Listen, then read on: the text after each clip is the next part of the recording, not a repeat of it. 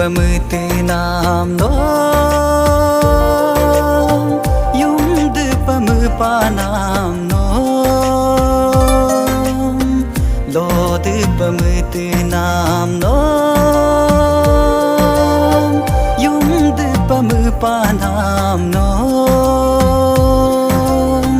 no me kapai mit panyan ngo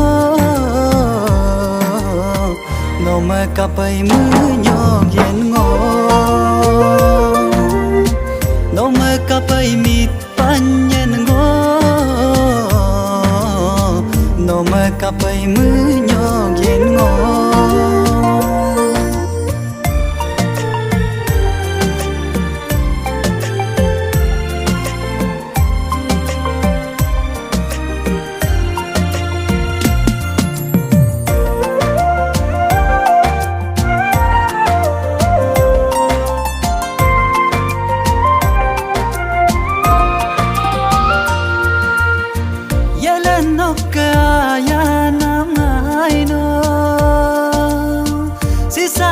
kamu bom sinamai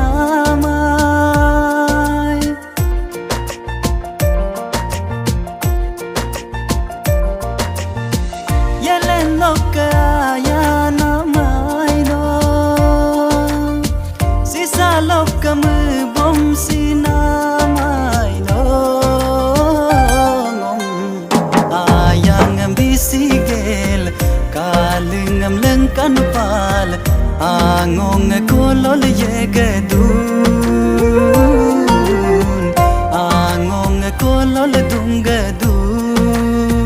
lo de pamete nam no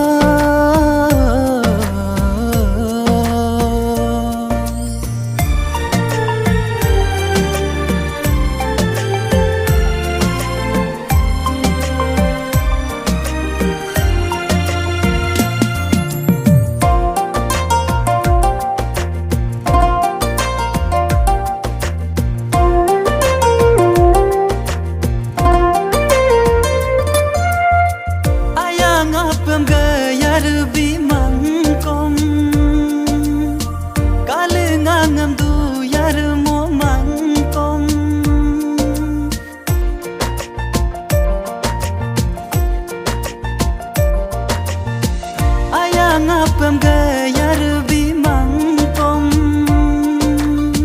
kalingangam du yar momangkom nongom